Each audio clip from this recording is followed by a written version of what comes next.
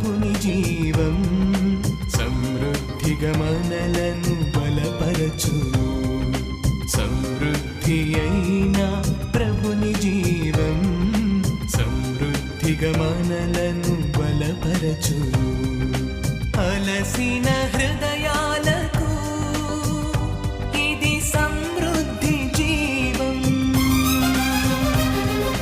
విరిగిన హృదయాలకు వాక్యామృత జీవం.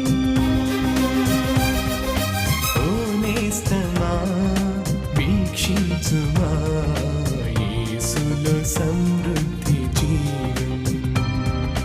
ఓ నేస్తమా వీక్షించుమా యేసులో సమృద్ధి జీవం. యేసులో సమృద్ధి జీవం. యేసులో సమృద్ధి జీవం. యేసులో సమృద్ధి జీవం. యేసులో సమృద్ధి జీవం. సమృద్ధి జీవం.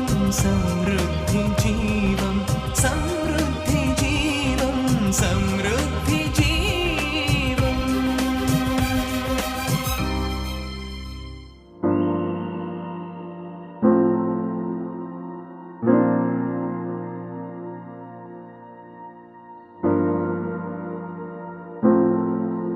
అపోస్తల కార్యాలు 1వ అధ్యాయము 8వ వచనాన్ని చదువుకుందామండి. అయినను పరిశుద్ధాత్మ మీ మీదికి వచ్చినప్పుడు మీరు శక్తి నొందెదరు గనుక మీరు యెరూషలేములోను యూదయ సమరయ దేశముల యందంతటను భూ దిగంతముల వరకును నాకు సాక్షులై ఉందిరని చాలండి వారితో చెప్పెను. గమనించండి, యేసుక్రీస్తు ప్రభువారు మరణించి తిరిగి లేచి ఆయన పరలోకానికి ఎక్కి వెళ్ళే ముందు కొన్ని ప్రాముఖ్యమైన మాటలు శిష్యులతో చెప్పారు. శిష్యులు అనుకున్నారు మరి యేసు ప్రభువారు ఆరోహణమైన వెంటనే ఇక మనం వెళ్ళి ఇక మనం పరిచర్య చేయాలి అనుకున్నారు. మనం వెంటనే వెళ్ళి ఇక ఆయన సువార్త చేయాలి అని అనుకున్నారు. మరి వారి ఆశ మంచిదే. అయితే వారు ఆ పని చేయడానికంటే ముందుగా వారు దేవుని గురించి పొందుకోవలసి ఉంది. దేన్ని పొందుకోవాలి? పరిశుద్ధాత్మ వారు పొందుకోవలసి ఉంది. అందుకే ప్రభువారు ముందే ఏం చెప్పారంటే ఆయన పరలోకానికి ఎక్కి వెళ్ళక ముందు చెప్పిన మాటలు పై వచనాలు ఉన్నాయండి. 4వ వచనం ఒకసారి చదవండి. ఆయన వారిని కలుసుకొని ఇలాగూ చెప్పాడంట, మీరు యెరూషలేము నుండి వెళ్ళక నా వలన వినిన తండ్రి యొక్క వాగ్దానము కొరకు కనిపెట్టుడి. గమనించండి, ప్రభువారు ఒక ప్రాముఖ్యమైన సలహా సూచన చెప్పాలంటే ఆజ్ఞ వారికి చెప్తున్నారు. ఏంటి ఆజ్ఞ అంటే మీరు వెంటనే ఇక వెళ్ళిపోయి ఇక సేవలోకి వెళ్ళకండి, లేక సువార్త చేయడానికి వెంటనే ఇమ్మీడియట్గా వెళ్ళిపోకండి. వెళ్ళండి. అయితే ఎప్పుడు వెళ్ళాలంటే ఆయన యొక్క పరిశుద్ధాత్మ తండ్రి యొక్క వాగ్దానం ఉంది కదండి. సో ఏ వాగ్దానం అయితే ప్రభువారు అనేక సార్లు మాట్లాడారో పరిశుద్ధాత్మ అనే ఆ వాగ్దానం కొరకు మీరు ఎక్కడ కనిపెట్టుకుని ఉండాలండి? యెరూషలేమును విడిచిపెట్టకుండా ఆ యొక్క మేడ గదిలోనే మీరు వేచి ఉండాలి. యెరూషలేములో మీరు పరిశుద్ధాత్మ శక్తి కొరకు మీరు వేచి ఉండాలి, కనిపెట్టుకుని ఉండాలి. So you need to wait on the lord. ప్రభు యొక్క ఆత్మ కొరకు మరి మనము వేచి ఉండాల్సిన ఒక అనుభవము మనందరికీ చాలా చాలా కావాలి. సో కాబట్టి వాళ్ళు ఏం చేస్తారంటే ఇక ప్రభువారు చెప్పినట్టుగానే ఎప్పుడైతే ఇంకా ఆయన ఆ ఒలివల కొండ మీద నుంచి ఇక ప్రభువారు పైకి వెళ్ళిపోయారో ఇక వాళ్ళు ఏం చేశారండి? ఆ కొండ యెరూషలేమునకు విశ్రాంతి దినమున నడవదగినంత సమీపమున ఉన్నది. సో వారు పట్టణంలో ప్రవేశించి తాము బస చేయుచుండిన మేడగదిలోకి ఎక్కిపోయిరి. ఇంకా వారు అక్కడ శిష్యులు ఉన్నారు, అలాగే కొంతమంది స్త్రీలు అక్కడ ఉన్నారు. అక్కడ మరియ, యేసు తల్లి అయిన మరియ కూడా వారితో ఉంది. ఆయన మరి సహోదరులు ఉన్నారు. ఇక వాళ్ళు ఏం చేస్తారంటే అందరూ కూడా ఏక మనసుతో ఎడతెగక అక్కడ దేవుని యొక్క పరిశుద్ధాత్మ యొక్క నింపుదల కోసం వారు కనిపెడుతూ ప్రార్థన చేస్తూ ఉన్నారు. మరి పరిశుద్ధాత్మ యొక్క శక్తి చాలా చాలా ప్రాముఖ్యం. ఎందుకు అని మనం ఆలోచిస్తే, ఈరోజు మొదట్లో మనం ఒక పాట పాడుకున్నాం. సో ఆ పాట ఏంటంటే, శక్తి చేత కాదనను, బలము చేత కాదనను, ఇది నా ఆత్మ ద్వారా మాత్రమే సాధ్యము అని దేవుడు సెలవిచ్చాడు అనే పాట పాడుకున్నాం. కాబట్టి మన యొక్క శక్తి చేత కాదు, మన యొక్క బలము చేత కాదు, ఇది నా ఆత్మ ద్వారా మాత్రమే ఇది జరుగుతుంది అని దేవుడే సెలవిచ్చాడు. సో ఆయన ఆత్మ ద్వారా మాత్రమే జరుగుతుంది కాబట్టి, సో ఆ ఆత్మ నింపుదల అనుభవం మరి మనకు అవసరం, మనకు చాలా అవసరం. యేసు ప్రభువారు భూమి మీద ఉన్నప్పుడే శిష్యులకి అనేక సార్లు దాని గురించి చెప్పారు. అవి కొన్ని విషయాలు ఈరోజు చూద్దాం. యోహాను సువార్త 14వ అధ్యాయానికి వద్దాం. యేసు ప్రభువారు పరిశుద్ధాత్మను గురించి బోధించినటువంటి సంగతులు ఏం చెప్పారో మరి మనం చూద్దాం. యోహాను సువార్త 14వ అధ్యాయము 16వ వాక్యం చదవండి.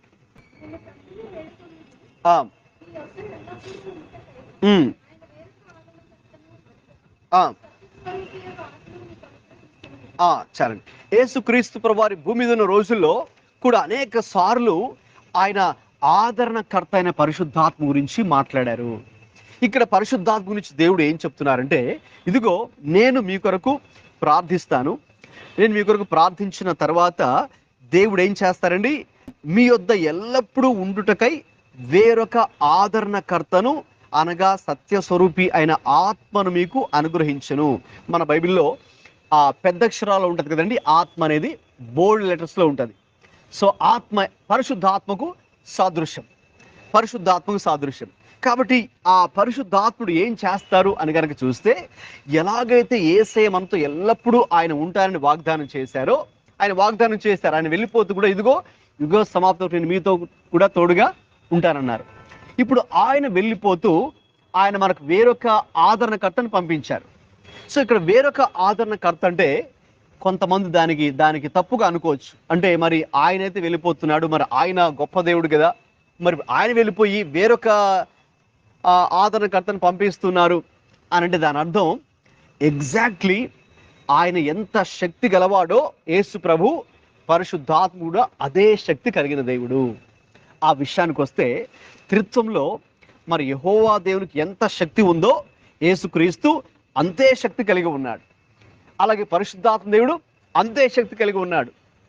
అది కొంతమంది పొరపాటు అయిపోయి కొంతమంది దాన్ని అర్థం చేసుకోక యెహోవా దేవుడే మరి దేవుడు ఇంకా యేసుక్రీస్తు కాదన్నట్టుగా ఒక విధమైనటువంటి కల్ట్ యెహోవా సాక్షులు స్టార్ట్ అయిపోయింది.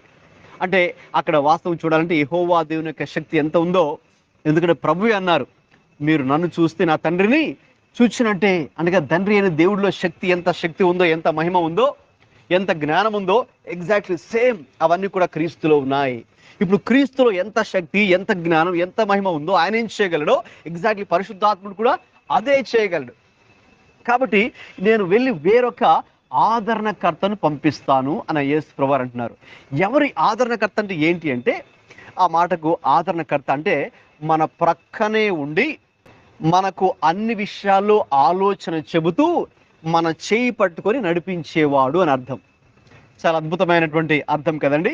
ఆదరణకర్త అంటే ఎల్లప్పుడూ మన ప్రక్కనే ఉండి మనకు అన్ని విషయాలలో ఆలోచన చెబుతూ మన చేయి పట్టుకొని నడిపించే దేవుడు పరిశుద్ధాత్ముడు. హల్లెలూయా. కాబట్టి పరిశుద్ధాత్ముడు చేసే పని ఏంటి? యేసుక్రీస్తు ప్రభువు ఎలాగైతే ఎల్లప్పుడూ ఆయన మనకు తోడుగా ఉంటానని వాగ్దానం చేశాడో, పరిశుద్ధాత్ముడు కూడా ఎల్లప్పుడూ ఆయన మనకు తోడుగా ఉంటాడు. అయితే ఆయన ఆత్మస్వరూపి కాబట్టి మనం దేవుని యొక్క సన్నిధిని అనుభవించాలంటే, లేక ఆయనతో మాట్లాడాలంటే మన బాడీ కనెక్ట్ అవ్వదు. ఏది కనెక్ట్ అవుతుంది దేవునికి? మన స్పిరిట్ కనెక్ట్ అవుతుంది. సో పరిశుద్ధాత్మ కూడా మన స్పిరిటే కనెక్ట్ అవుతుంది. మన స్పిరిట్తోనే మనం కాన్వర్జేషన్ చేయొచ్చు, అలాగే కమ్యూనియన్ అంటే సహవాసం కూడా మనం చేయొచ్చు. కాబట్టి ఎల్లప్పుడూ మనకు తోడుగా ఉండేటటువంటి ఆ యొక్క పరిశుద్ధాత్మను నేను మీకు అనుగ్రహిస్తాను అని యేసయ్య వాగ్దానం చేశారు. మరి ఆ పరిశుద్ధాత్ముడు ఎవరు అని చూస్తే ఎల్లప్పుడూ మనకు తోడుగా ఉండే వ్యక్తి. గమనించండి, చాలాసార్లు కొంతమంది ఎలాగా తప్పుగా అనుకుంటారంటే పరిశుద్ధాత్ముడిని ఒక శక్తిగా మాత్రమే చూస్తారు, వ్యక్తిగా చూడరు. ఎలాగైతే త్రిత్వంలో యెహోవా దేవుడు ఒక వ్యక్తిగా ఉన్నాడో, యేసుక్రీస్తు ఒక వ్యక్తిగా ఉన్నాడో, పరిశుద్ధాత్ముడు కూడా ఒక వ్యక్తి, ఇంకా చెప్పాలంటే శక్తి కలిగిన వ్యక్తి ఆయన పరిశుద్ధాత్ముడు. అందుకే మనం పరిశుద్ధాత్ముని చెప్పినప్పుడు అది అని మనం పిలవం. We don't use it. It అనేది మనం వేరే ఇట్ అండ్ చైర్ లేకపోతే ఫ్యాన్, ఇట్ ఈజ్ అంటాం. సో హోలీ స్పిరిట్ని ఇట్ ఈజ్ అని మనం పిలవం. అతడు, ఆయన, సో ఆయన వ్యక్తిగా సంబోధించబడ్డాడు. కాబట్టి మనం పరిశుద్ధాత్మ దేవుణ్ణి మనం ఒక వ్యక్తిగా చూడాలి. పరిశుద్ధాత్మను దుఃఖపరచకూడని ఉంది అంటే దాని అర్థం ఏంటి? సో ఆయన ఓన్లీ శక్తి అయితే అది ఆయనకు వర్తించదు. ఆయన వ్యక్తి కాబట్టి ఆయనకి కొన్ని ఫీలింగ్స్ ఉన్నాయి. సో దేవుడికి ఫీలింగ్స్ ఉన్నాయి. ఆ విషయానికి ఫీలింగ్స్ క్రియేట్ చేసిన వాడు కూడా దేవుడే. కాబట్టి మనం కొన్ని పనులు చేయడం ద్వారా పరిశుద్ధాత్మని దుఃఖ పెట్టవచ్చు. Don't quench the spirit, don't grieve the spirit, don't resist the spirit అనే విషయాలు కొన్ని ఉంటాయి మనకు. అంటే పరిశుద్ధాత్మను ఎదిరించొద్దు, పరిశుద్ధాత్మని దుఃఖ పెట్టద్దు, పరిశుద్ధాత్మ విరుద్ధంగా మాట్లాడవద్దు. ఎందుకంటే మరి ఆయన కూడా ఒక వ్యక్తి కాబట్టి ఆయన కూడా బాధపడతాడు. ఎలాగైతే ఆ రోజు యెహోవా సంతాపడ్డాడో, ఆనాటి ప్రజల ఆత్మీయ స్థితిని చూచి, లేక యేసు ప్రభువారు కూడా ఆనాటి ఇశ్రాయేలీల హృదయ కాఠిన్యాన్ని చూచి యెరూషలేములో మరి ఆయన ఎలాగైతే చూచి ఏడ్చాడో, ప్రలాపించాడో, అలాగే పరిశుద్ధాత్ముడు కూడా ఏడుస్తాడు, పరిశుద్ధాత్ముడు కూడా దుఃఖపడతాడు, పరిశుద్ధాత్ముడు కూడా బాధపడతాడు. కాబట్టి ఆయన ఎల్లప్పుడూ మనతో ఉండే ఒక ఆదరణకర్త, సత్య స్వరూపి అనే ఆత్మను దేవుడు మరి మనకు అనుగ్రహించడము జరిగింది. కాబట్టి అది చాలా చాలా ప్రాముఖ్యమైన విషయం. అది శిష్యులకు దేవుడు ఎన్నోసార్లు ముందుగానే ఆయన చెప్పడము జరిగింది. ఇకపోతే ఈ పరిశుద్ధాత్మ గురించి ఇంకా యేసు ప్రభువారు ఇంకా చాలా సంగతులు తెలియజేశారండి. సో వి మస్ట్ నో, పరిశుద్ధాత్ముడు గురించి మనము చక్కగా ఒక అవగాహన కలిగి మనం జీవించాలి. ఎందుకంటే ఇప్పుడు మనం పరిశుద్ధాత్మక యుగంలో జీవిస్తూ ఉన్నాం. It is called as the church age and also it's also called as the age of the Holy Spirit. So కాబట్టి పరిశుద్ధాత్ముడు మరి మనల్ని ఆత్మస్వరూపిగా, ఆదరణకర్తగా మన ప్రక్కనే ఉంటూ అన్ని విషయాలు మనకు ఆలోచన చెప్తూ మరి మనల్ని నడిపిస్తున్నది పరిశుద్ధాత్ముడే. త్రిత్వంలో మూడవ వ్యక్తి అయినటువంటి పరిశుద్ధాత్ముడే. మరి ఆ పరిశుద్ధాత్ముడు ఏం చేస్తాడు, పరిశుద్ధాత్ముడి యొక్క శక్తి ఏంటి అనేది ముందుగానే ప్రభువారే చెప్పారు అనేక విషయాలు. వాటిలో మనం ఈరోజు కొన్ని చూస్తూ ఉన్నాం. కాబట్టి మొదటిగా మనం చూస్తున్న విషయంలో ఈ పరిశుద్ధాత్మ దేవుడు, నేను చెప్పాను ఆయన వ్యక్తి కాబట్టి ఆయన ఎల్లప్పుడూ మీతో ఉంటాడు, మనతో ఉండి ఆయన మరి మనకు ఆలోచనలు చెబుతూ ఉంటాడు. ఆలోచనలు చెబుతూ మరి ఉదాహరణకు మీరు ఏదైనా ఒక పరిస్థితి గురించి ప్రార్థన చేస్తున్నారనుకుందాం. ప్రార్థన చేస్తూ ఉంటే, ప్రార్థన చేస్తూ మీరు కనిపెడుతూ ఉన్నారు, ధ్యానంలో ఉన్నారు, ప్రార్థిస్తూ ధ్యానపూర్వకంగా ఓకేనండి మీరు కనిపెడుతున్నారు. కనిపెడుతున్నప్పుడు ఆయన మనతో మాట్లాడతారు. సో ఆయన స్వరాన్ని మరి మనము వినవచ్చు. ఆయన మనతో మాట్లాడి మనం ఆ పరిస్థితిలో ఏది ఆయన యొక్క చిత్తమో, మరి ఆ పరిస్థితిలో దేవుడు మనం ఎలా ఉండాలని కోరుతున్నారు ఆయన తప్పకుండా మనతో మాట్లాడతారు. ఎలాగైతే ప్రభు మాట్లాడతారో, ఎలాగైతే యెహోవా దేవుడు మాట్లాడి ఉన్నారో, యేసుక్రీస్తు ప్రభు మాట్లాడతారో, పరిశుద్ధాత్ముడు కూడా ఆయన వ్యక్తి కాబట్టి ఆయన మనతో ఏం చేస్తారండి, మాట్లాడతారు. అందుకే కొన్నిసార్లు పౌలు గారు చెప్తారు, పరిశుద్ధాత్ముడు నన్ను అక్కడికి వెళ్ళనీయకుండా బితునియా అనే ప్రాంతానికి వెళ్ళకుండా పరిశుద్ధాత్ముడే ఆపాడు.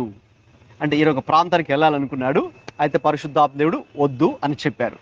అలాగే మరొక స్థలానికి పరిశుద్ధాత్ముడు మరి నీవు వెళ్ళు అని కూడా చెప్పారు. మాసిదోనియా అనే ప్రాంతానికి నీవు వెళ్ళు అని కూడా పరిశుద్ధాత్ముడు చెప్పారు. సో కాబట్టి పరిశుద్ధాత్మ ఆయన వ్యక్తి కాబట్టి ఆయన మనతో మాట్లాడతారు. ఏది ఎక్కడికి వెళ్ళాలి, ఎక్కడికి వెళ్ళొద్దు, ఏది చేయాలి, ఏది చేయకూడదు, మరి అన్ని విషయాలను గురించినటువంటి అవగాహన ఆయన మనకు ఇస్తూ ఉంటారు. కాబట్టి అది మన దృష్టిలో ఉంచుకొని మరి ఆయన మనతో ఏది చెబుతున్నారో దాని మీద మన దృష్టిని పెట్టవలసినటువంటి వారుగా మనం ఉన్నాము. అందుకే పౌలు ఆయన అనేక ప్రాంతాలకు వెళ్ళడానికంటే ముందుగా ఆయన ప్రార్థించి ఆయన పరిశుద్ధాత్మ కొరకు కనిపెట్టిన వాడిగా ఉన్నారు. కనిపెట్టినప్పుడు ఆయన కొన్ని సంగతులు దేవుడు అతనికి బయలుపరచడము జరిగింది. అలాగే మరి పేతుర్ని ఇదిగో కొర్నేలింటికి వెళ్ళి సువార్త ప్రకటించమని పరిశుద్ధాత్మ దేవుడు చెప్పడము జరిగింది. అలాగే ఇంకా ఫిలిప్పుకి దేవుడు ఏం చెప్పారండి, పరిశుద్ధాత్ముడు ఏం చెప్పాడు, అపోస్తుల కార్యాలు 8వ అధ్యాయంలో మనం చూసినప్పుడు 29వ వచనం చదవండి. ఆ, ఆ, ఉమ్. చూడండి ఎవరు చెప్పారంటే తనకి ఆత్మ, పరిశుద్ధాత్ముడే ఫిలిప్పుతో ఒక మాట చెప్తున్నాడు. ఇదిగో ఫిలిప్పు, నువ్వు పరిగెత్తు. ఎక్కడికి వెళ్ళాలి? ఇథియోపియా, అంటే ఆఫ్రికా, ప్రజెంట్ ఆఫ్రికాలో ఉన్నటువంటి దేశం అది. కాబట్టి అక్కడికి ఒక వ్యక్తి వచ్చాడు, కందాకే క్రింద ఉన్నటువంటి ఒక మంత్రి వచ్చాడు. ఓకేనా? ఐథియోపియా రాణి అయిన కందాకే క్రింద ఉన్నటువంటి ఒక మంత్రి వచ్చాడు. సో కాబట్టి ఆ ఒక నపుంసకుడు, కాబట్టి అతడు యెరూషలేంకి వచ్చాడు. కాబట్టి అతడు ఇదిగో అతని దగ్గర యెషయా గ్రంథాన్ని కొనుక్కొని వెళ్తున్నాడు. ఏదో అలాగా రథంలో వెళ్తున్నాడు కాబట్టి అతడు ఏదో ఒక విధంగా చదువుతున్నాడు, కానీ అతనికి ఏమీ అర్థం కావట్లేదు. కాబట్టి ఫిలిప్పును వెళ్ళి చెప్పు అని తనకి ఎవరు చెప్పారండి? సో ఆత్మ చెప్పడము జరిగింది. సో కాబట్టి ఎప్పుడైతే అతడు దేవుని ఆత్మ నడిపిన ప్రకారం వెళ్ళాడో తప్పకుండా మరి అతన్ని కలుసుకున్నాడు. అతని రథంలో అతని ప్రక్కన కూర్చోవడం జరిగింది. అతడైతే చదువుతున్నానంటే నాకేమీ అర్థం కావట్లేదు, మరి ఎవరైనా చెప్తే కదా అర్థమయ్యేది అని ఆయన అన్నాడు. సరే మీరు ఏం చదువుతున్నారు అని చెప్పినప్పుడు మరి అతడు చెప్పుచున్నటువంటి భాగాన్ని ఆయనకు వివరించడం కూడా జరిగింది. ఇదంతా కూడా మరి చేసి తర్వాత వెంటనే స్పందించి, ఇదిగోండి ఫిలిప్ గారు, ఇక్కడ నీళ్ళు కూడా ఉన్నాయి కదా, నాకు ఎందుకు మీరు వెంటనే బాప్తిస్మాన్ని కూడా ఇవ్వకూడదు అని ఆయన బాప్తిస్మాన్ని కూడా వెంటనే తీసుకోవడం జరిగింది. తర్వాత మనం చూస్తే నెక్స్ట్ 39 చదవండి. 39 ఆత్మ, అక్కడ ఆత్మ పెద్ద అక్షరాలు ఉంది కదండి. సో పరిశుద్ధాత్మ మళ్ళీ ఏం చేశాడు? ఫిలిప్పును మళ్ళీ అతడే, పరిశుద్ధాత్ముడే కొనిపోయెను. అంటే అతడు ఎక్కడికి వెళ్ళాలి, ఎవరిని కలుసుకోవాలి, ఏ మాటలు చెప్పాలి, ఎటువంటి ప్రార్థన చేయాలి, మరి సువార్త ఎలా వివరించాలి, వారి పరిస్థితి ఏంటి, వారికి ఆ పరిస్థితిలో ఏం చెప్పాలి, అంతా కూడా ఎవరు గైడ్ చేస్తున్నారు? పరిశుద్ధాత్ముడే నడిపిస్తూ ఉన్నాడు. పరిశుద్ధాత్ముడే వారికి ఆ సంగతులను తెలియజేస్తూ బయలుపరుస్తూ ఉన్నారు. కాబట్టి యేసు ప్రభువు చెప్పింది కరెక్టే. సో నేను వెళ్తున్నాను, అయితే వెళ్ళి మీకు వేరొక ఆదరణకర్తను పంపిస్తాను. ఆయన ఎల్లప్పుడూ కూడా మీతో ఆయన ఉంటాడు. అందుకే మనము ఈ లోకంలో అనాథలము కాము. దేవునికి స్తోత్రం, హల్లెలూయా. ఎందుకంటే ఆయన మనకు పరిశుద్ధాత్ముడు మనకు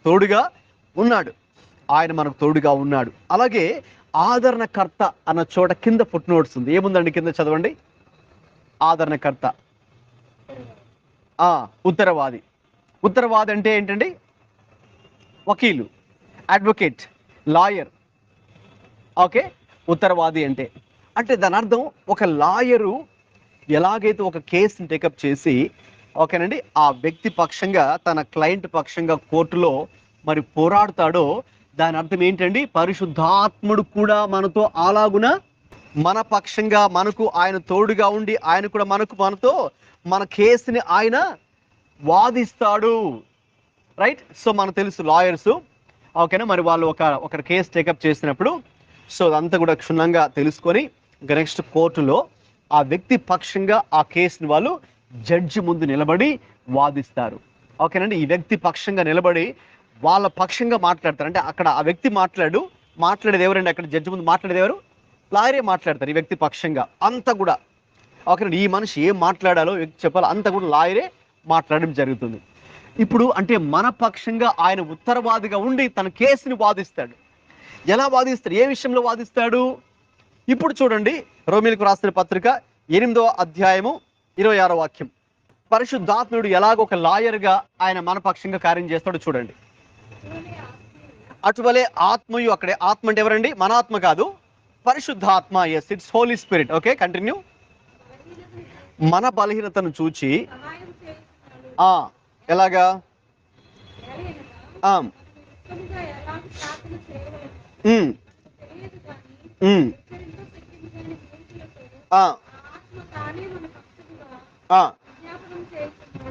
అదండి.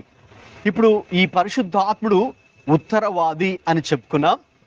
ఆదరణకర్త అంటే ఉత్తరవాది అంటే ఒక వకీలు, ఒక లాయర్ గారు ఎలాగైతే ఒక వ్యక్తి పక్షంగా ఉండి కోర్టులో వాదిస్తారు కేసుని, ఓకేనండి, అన్ని కూడా చెప్పి ఈ వ్యక్తిని ఏదో రీతిగా గెలిపించాలని చూస్తారు కదా లాయర్ గారు. సో అలాగన పరిశుద్ధాత్ముడు కూడా మన పక్షంగా మధ్యలో ఉండి ఆయన ఏం చేస్తారండి? ఆయన విజ్ఞాపన చేస్తాడంట. అంటే దేవుడు ముందెళ్ళి మన పక్షంగా ఏం చేస్తారు, ఆయనే ప్రార్థన చేస్తారు. కొన్ని విషయాల్లో మనకు కూడా తెలియదు ఎలా ప్రార్థించాలో.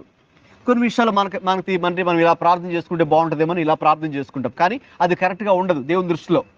మన కరెక్ట్ వీలుగా ఉండొచ్చేమో ఈ విషయంలో, నాకు దేవుడు ఇలా సహాయం చేయాలి, ఇలా దేవా ఇది చేయదేవా అది చేయదేవా అని మనం ప్రార్థన చేస్తాం. ఒక విధంగా మనకి అన్ని విషయాలు మనకు క్లారిటీ ఉండకపోవచ్చు. అయితే దేవుడు మనకు ఉత్తరవాదిగా పరిశుద్ధాత్మను ఏం చేస్తారంటే, ఆయన మన పక్షంగా అక్కడ ఆయన విజ్ఞాపన ప్రార్థన చేస్తున్నాడు.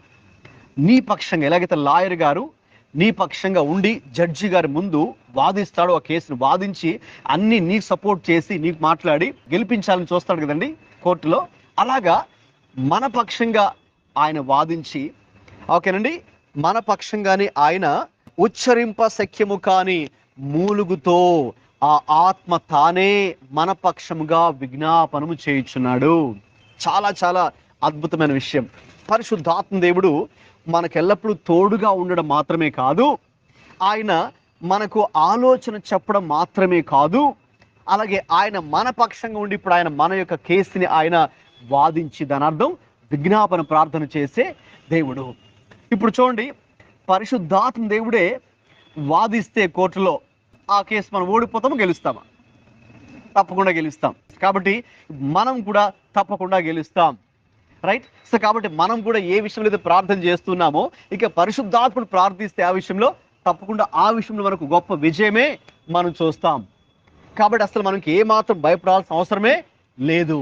ఓకే, పరిశుద్ధాత్ముడు ఆయన యొక్క సహాయాన్ని మనం తీసుకుంటే, ఆయన మనకు తోడుగా ఉంటే, ఆయన చేత మనం నింపబడితే, ఆయనే మనకు ఉత్తరవాదిగా మనకు ఆయన తోడుగా ఉండి ఆయన మరి మనల్ని నడిపిస్తాడు. దేవునికి స్తోత్రం, హల్లెలూయా. ఇంకా పరిశుద్ధాత్మ గురించి యేసయ్య ఏం చెప్పారో చూద్దాం. తిరిగి యోహాను సువార్తకు వద్దాం. యోహాను సువార్త 16వ అధ్యాయంలో మరొక మాట చూద్దాం. ప్రభు వారు చెప్పినటువంటి మాట పరిశుద్ధాత్మ దేవుని గురించి 16-13 చదవండి. ఆ ఆ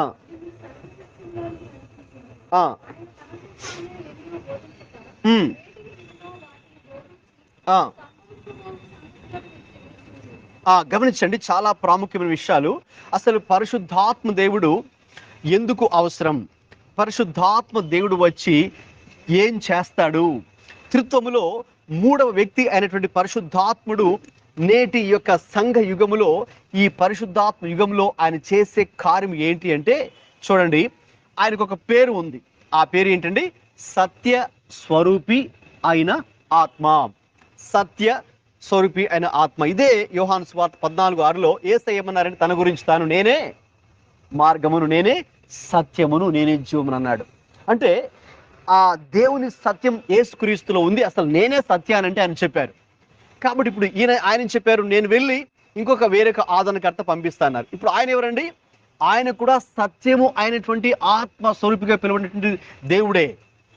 సో సేమ్, అందుకే మీకు చెప్పాను, యేసుక్రీస్తు ప్రభువులో ఎంత శక్తి ఉందో, ఎంత మహిమ ఉందో, ఆయన ఎటువంటి కార్యాలు చేయగలడో, పరిశుద్ధాత్మను కూడా అదే చేయగలడు. ఆయన గుర్తింపు కూడా అదే. అందుకే ఆయన సత్య స్వరూపి అయిన ఆత్మగా పిలువబడ్డాడు. మరి ఆయన వచ్చినప్పుడు ఏం చేస్తాడండి? సర్వ సత్యంలోనికి మనల్ని నడిపించును. చాలా చాలా ప్రాముఖ్యమైన మాట. పరిశుద్ధాత్మ దేవుడు ఏం చేస్తాడు? నిన్ను నన్ను ఆయన సర్వ సత్యంలోనికి ఆయన నడిపిస్తారు. ఇప్పుడు సత్యం అంటే ఎవరు? సత్యం అంటే 2 విషయాలు. యోహాను సువార్త 14:6 ప్రకారం చూస్తే యేసయ్య అన్నారు, నేనే మార్గము, నేనే సత్యము, జీవం అన్నారు. కాబట్టి సత్యం అంటే ఎవరు? సత్యము అంటే అది ఒక ఐడియా కాదు, అది ఒక పర్సన్. ఆ పర్సన్ ఎవరు? యేసుక్రీస్తు ప్రభువే. He himself is the truth. ఆయనే సత్యమై ఉన్నారు కదండి. సో ఆయనే సత్యం. సో ఇప్పుడు పరిశుద్ధాత్మ దేవుడు మిమ్మల్ని సర్వ సత్యంలోకి నడిపించును అన్నప్పుడు దాని అర్థం ఏంటో తెలుసండి? యేసుక్రీస్తు యొక్క పరిపూర్ణతలోకి పరిశుద్ధాత్మ దేవుడు సంఘాన్ని నడిపిస్తాడు. So Holy Spirit will lead the church into fullness of Christ. Yesukristu యొక్క పరిపూర్ణత. ఇప్పుడు చెప్పండి, మనం పరిపూర్ణులుగా మారిపోయామా క్రీస్తులో? లేదు, రైట్? పరిపూర్ణులుగా మారాలి అనే ఆశ మీలో ఉందా? మీలో ఉందా లేదా? ఆశ ఉంది, సంతోషం. ఓకే, ఆశ అయితే ఉంది. సో ఇప్పుడు ఆ ఆశను ఎవరు నెరవేరుస్తారు? ఆశను ఎవరు తీరుస్తారు? పరిశుద్ధాత్మ దేవుడు నెరవేర్చి ఇప్పుడు మనలో రకరకాల బలహీనతలు, పొరపాట్లు ఇవన్నీ కూడా మనకున్నాయి. దేవుడి గురించి తెలిసినా కూడా మనం చాలా విషయాలు తప్పిపోతూ ఉన్నాం. ఆయన మరి ఉద్దేశించిన స్టాండర్డ్స్లో మనం ఇంకా పూర్తిగా లేం. అయితే ఆ ఆశ మీలో ఉంటే ఇప్పుడు పరిశుద్ధాత్ముడు ఏం చేస్తాడని మిమ్మల్ని చేయి పట్టుకొని ఇక ఆ ఫుల్నెస్లోకి మనల్ని ఆయన నడిపిస్తాడు. ఎక్కడెక్కడైతే మనం తప్పిపోతూ ఉన్నామో, ఎక్కడెక్కడ మనము పడుతూ లేస్తూ ఉన్నామో, ఇక మన జీవితాన్ని ఆయనకు అప్పగించుకుంటే పరిశుద్ధాత్ముడికి, ఇక ఆయనే మన చేయి పట్టుకొని సంపూర్ణతలోకి దేవుడు పరిశుద్ధాత్ముడు మనల్ని ఆయన నడిపిస్తాడు. Completeness or fulness of Jesus క్రైస్ట్లోకి దేవుడు పరిశుద్ధాత్ముడు మనల్ని నడిపిస్తాడు, సర్వ సత్యంలోనికి నడిపిస్తాడు. ఓకే, మరి సత్యం అంటే 2 విషయాలని చెప్పాను. సత్యం అంటే ఒకటి యేసుక్రీస్తు ప్రభు, రెండవ సత్యం ఏంటి చదవండి, యోహాను 17:17.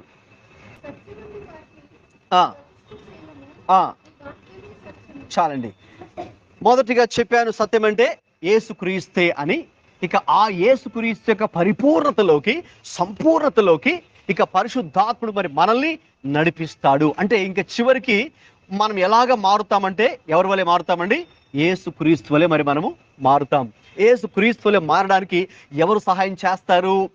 పరిశుద్ధాత్ముడు మనకు సహాయం చేస్తాడు. అందుకే మనం ఏదో ఇది ఒంటరి పోరాటం అయితే కాదు, పరిశుద్ధాత్మ మనకు తోడుగా ఉన్నారు కాబట్టి ఆయన మనకు సహాయం చేస్తారు. ముఖ్యంగా ఈ యొక్క ఆత్మీయ జీవితం అనేది మనమేదో మన సొంత శక్తితో కూడా ప్రయత్నించేది కాదు. సో బయట వాళ్ళకి మనకి అదే తేడా. బయట వాళ్ళు ఏం చేస్తారంటే తమ సొంత శక్తి చేత భక్తి చేస్తారు.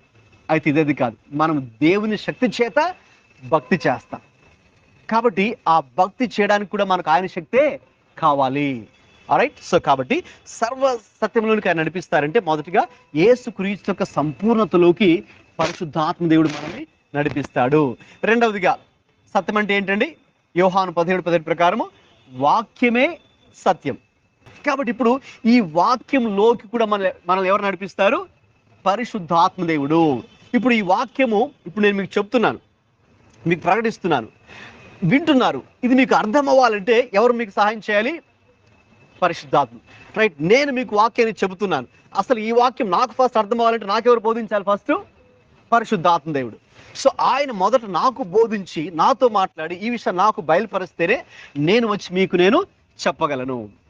మీరు కూడా కూర్చొని ఇది అర్థం చేసుకోవాలంటే అది మీకు కూడా ఏదో నేను చెప్తే అర్థం కాదు, పరిశుద్ధాత్మ దేవుడే మీకు కూడా చెప్పాలి.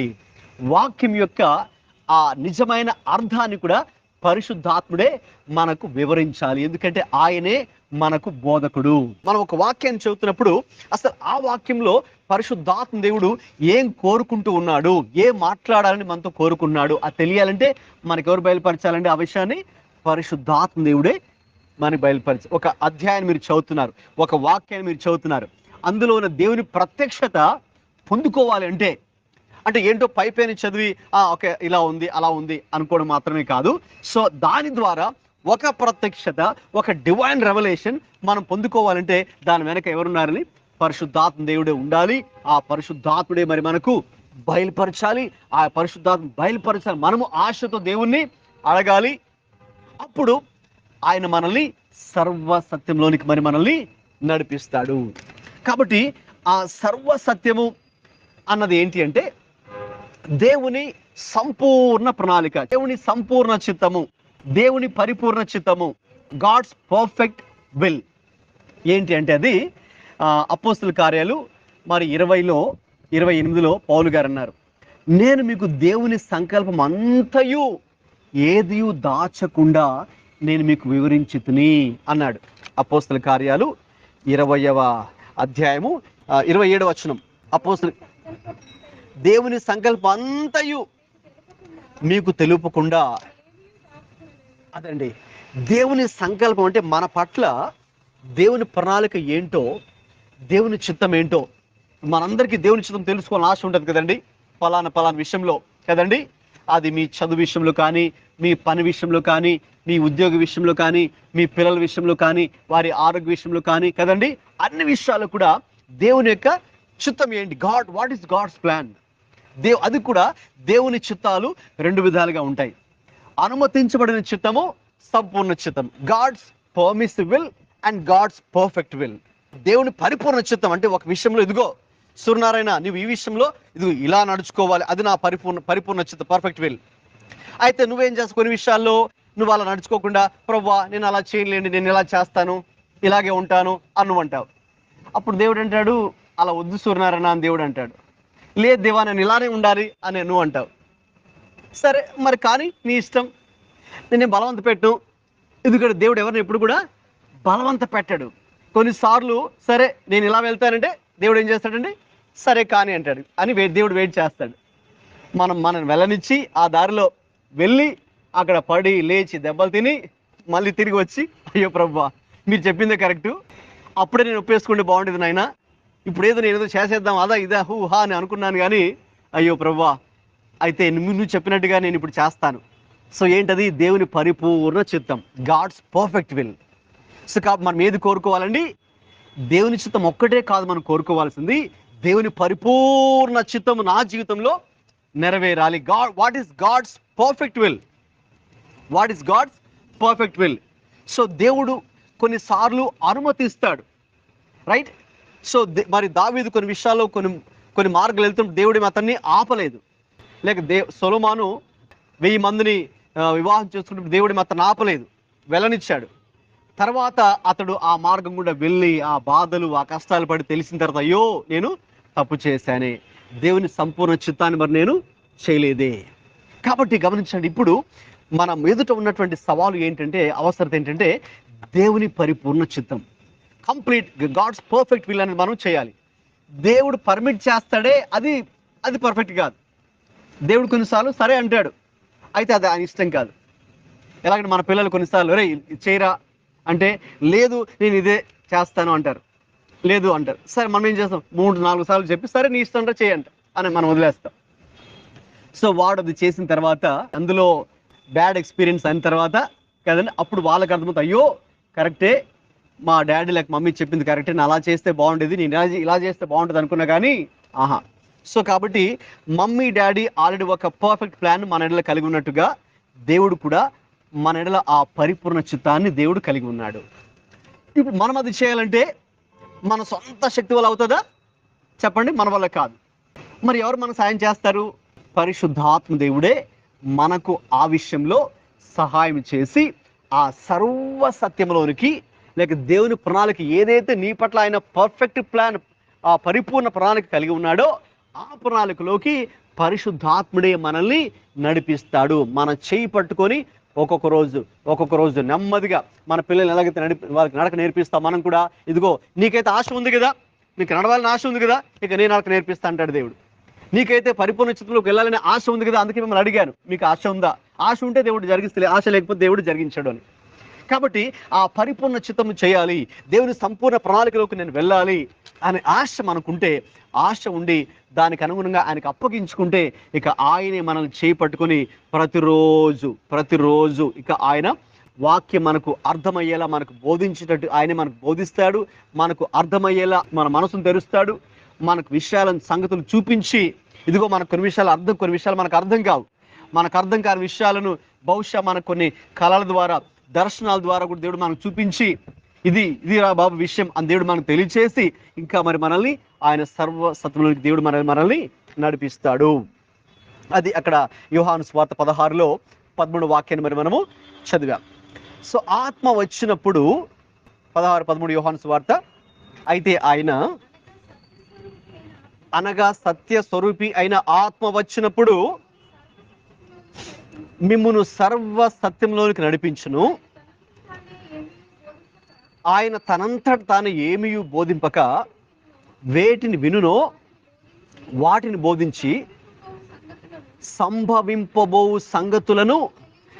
గమనించండి, 2 విషయాలు అక్కడ ఉన్నాయి. పరిశుద్ధాత్మ దేవుడు మీకు దేనిని ఆయన బోధిస్తాడంటే, ఆయనకు ఓన్గా ఏది చెప్పడు, కానీ ఆయనకు కూడా ఏదైతే దేవుని యొద్ద నుంచి ఆయన వింటాడో అదే మనకు కూడా తెలియచేస్తాడు. కాబట్టి నువ్వు పరిశుద్ధాత్మ దేవునికి నువ్వు చెవులు అప్పగించి వింటున్నావు అంటే దాని అర్థం ఏంటంటే, దేవుడు ఏదైతే తెలియచేస్తున్నాడో నీకు అది నువ్వు వింటున్నావు అని అర్థం. అందుకే 7 సంఘాలకు దేవుడు ఒక మాట చెప్పాడు చివరిలో. ఆ మాట ఎవరైనా చెప్పగలరండి? 7 సంఘాలకు ఉత్తరాన్ని రాస్తూ యోహాను భక్తుడు ప్రకటన గ్రంథంలో లాస్ట్లో ఒక మాట అంటాడు, చెవి గలవాడు ఆత్మ సంగములతో చెప్పుచున్న మాట. ఎవరు చెప్తున్నారు అక్కడ? ఎవరు మాట్లాడుతున్నారు? యేసయ్య కాదు. ఎవరు మాట్లాడుతున్నారు అక్కడ? పరిశుద్ధాత్ముడే సంఘముతో ఒక మాట మాట్లాడుతున్నాడు. పరిశుద్ధాత్ముడు ఒక వ్యక్తికి ఒక మాట చెబుతూ ఉన్నాడు. చూడండి, సేమ్ అదే 2:11 ఉంటుంది. సంఘములతో ఆత్మ చెప్పుచున్న మాట, రైట్. అలాగే 2:17 కూడా ఉంటుందండి, సంఘములతో ఆత్మ చెప్పుచున్న మాట. చూసారా? అలాగే 2:29 ఉంటుంది, సంఘములతో ఆత్మ చెప్పుచున్న మాట.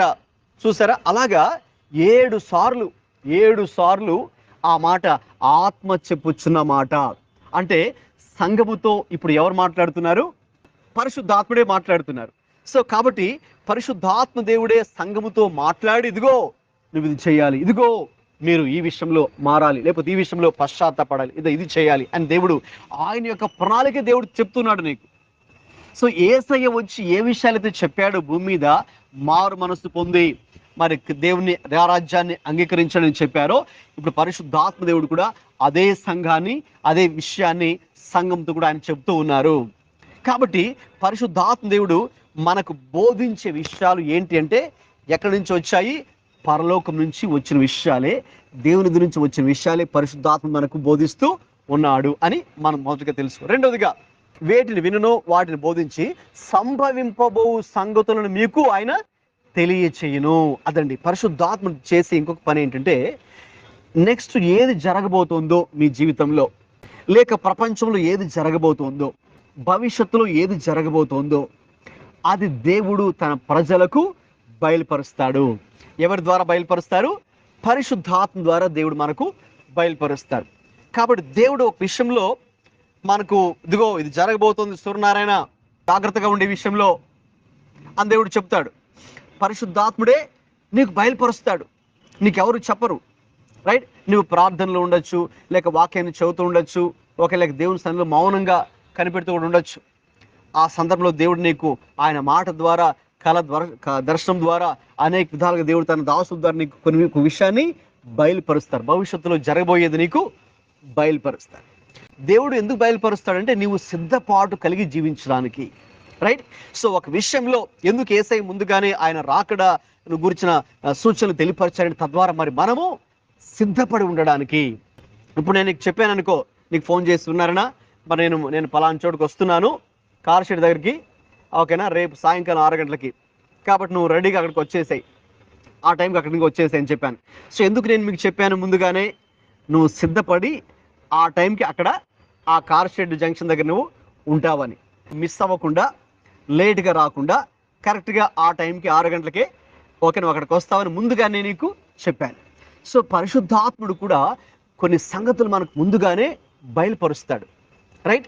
అవి కొన్నిసార్లు మన పర్సనల్ మ్యాటర్స్ కావచ్చు, మన వ్యక్తిగత విషయాలు కావచ్చు, మన ఫ్యామిలీకి సంబంధించిన విషయాలు కావచ్చు, లేదు సంథింగ్ డిఫరెంట్ ఇష్యూస్ దేవుడు బయలుపరుస్తారు కదండి. మన బంధువులకు సంబంధించిన విషయాలు కావచ్చు, మన ఎవరికి సంబంధించిన విషయాలు బయలుపరిచేందుకు తద్వారా దేవుడు వాళ్ళని సిద్ధపరుస్తాడు, వాళ్ళని అలర్ట్ చేస్తాడు. లేదు వాళ్ళకి ఇంకా రక్షణ లేదు, దేవుడు ఆ విషయంలో వాళ్ళని రక్షణ పొందడానికి దేవుడు వాళ్ళని సిద్ధపరుస్తాడు. లేదు రక్షణ అయితే పొందారు కానీ మళ్ళీ పడిపోయారు లోకంలో, మళ్ళీ ఆ దేవుని ఆ రక్షణలో కొనసాగట్లేదు, బాప్తిస్మా తీసుకున్నారు కానీ దేవునిలో కొనసాగట్లేదు. సో దేవుడు వాళ్ళని గురించి ఒక మాట మీకు బయలుపరచడం ద్వారా, తద్వారా వాళ్ళు దాన్ని తీసుకొని మరి సిద్ధపడి మళ్ళీ వాళ్ళు దేవునితో తమ సహవాసంలో కొనసాగడానికి, అలాగే దేవుడు మనల్ని ఆయన కొరకే సిద్ధపరచడానికి దేవుడు కొన్ని విషయాలు మనకి బయలుపరుస్తాడు. కాబట్టి పరిశుద్ధాత్మ దేవుడు చేసే పని ఏంటంటే, మనకు భవిష్యత్తులో జరగబోయే సంగతులను ఆయన మరి మనకు బయలుపరిచే దేవుడై ఉన్నారు. అందుకే యేసుప్రభువు వారు శిష్యులతో ఆ రోజు పరిశుద్ధాత్మ గురించి అనేక సంగతులను ఆయన బోధించడము జరిగింది. ఇంకొక మాట చూద్దామండి. ఇదే యోహాను 15వ అధ్యాయము 26వ వాక్యం చదవండి. తండ్రి యొద్ద నుండి ఆదరణకర్త లేక ఉత్తరవాది అనగా సత్య స్వరూపి అయిన ఆత్మ వచ్చినప్పుడు, అదండి. సో పరిశుద్ధాత్మ దేవుడు ఎందుకు మనకు అనుగ్రహించబడ్డాడు? సంఘానికి ఒక విధంగా చెప్పాలంటే ఒక వరముగా దేవుడు మనల్ని ఆయన మనకు అనుగ్రహించారు. ఎలాగా ఆయన మనకు అనుగ్రహించబడ్డారంటే, పెంతెకోస్తు రోజున ఈ అపోస్తులందరూ కూడా మేడగదిలో, అపోస్తులు, కొంతమంది స్త్రీలు, అలాగందరూ కూడా ప్రార్థనలో కనిపెడుతుండగా దేవుని యొక్క ఆత్మ వారి మధ్యలోకి వచ్చి వారిని ఆయన శక్తి చేత నింపినప్పుడు వాళ్ళకి తెలియని భాషలో మాట్లాడడం స్టార్ట్ చేశారు. అదే అన్య భాషల్లో దేవుని భాష, పరలోక భాష. అది మనకు అర్థం కాదు. మన ఆత్మ దేవుని ఆత్మతో కనెక్ట్ అయ్యి మాట్లాడే భాషతో వాళ్ళు మాట్లాడుతుండగా అక్కడున్న వాళ్ళు కూడా ఆశ్చర్యపోయి, మరి అప్పుడు పేతురు నిలబడి దేవుని యొక్క వాక్యాన్ని మరి పంచుతూ ఉండగా, ప్రకటిస్తూ ఉండగా మధ్యలోని కొంతమంది వేసి వచ్చేసారు.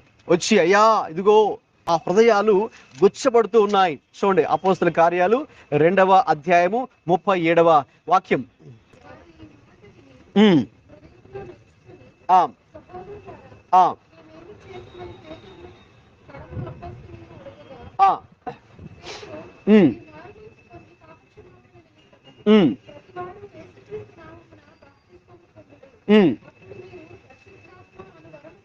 గమనించండి, అప్పుడు మీరు పరిశుద్ధాత్మ అనే వరము పొందుదురు. కాబట్టి ఎవరైతే యథార్థంగా తమ పాపాల విషయమే పశ్చాత్తాపడి దేవుడి దగ్గర తమ పాపాలు ఒప్పుకొని ఆయన దగ్గర క్షమాపణ అడిగి క్రీస్తుని తమ హృదయంలోకి ఆహ్వానించి ఇక దేవుడు చేసిన లోపల చేసిన ఆ కార్యానికి గుర్తుగా బయట ఒకనండి సంఘం ఎదుట నీటి బాప్తిస్మాను తీసుకున్నారో, మరి అటువంటి వారికి దేవుడే పరిశుద్ధాత్మను ఎలాగండి వరముగా, ఒక గిఫ్ట్గా దేవుడు మరి మనకు అనుగ్రహించబడ్డారు. కాబట్టి సంఘానికి దేవుడు ఇచ్చినటువంటి అనేక వరములలో, గిఫ్ట్స్లో పరిశుద్ధాత్ముడు చీఫ్ గిఫ్ట్, ప్రాముఖ్యమైన బహుమానం అని మరి మనము చెప్పొచ్చు. తిరిగి యోహాను మనం చదువుకున్న వాక్యం తిరగొద్దాం.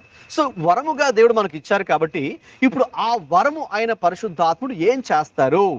యేసయ్య చెప్పినట్టుగా ఆ 15వ అధ్యాయము 26 యోహాను సువార్తలో, ఆ సత్య స్వరూపి అయిన ఆత్మ వచ్చినప్పుడు ఆయన నన్ను గూర్చి సాక్ష్యమిచ్చును.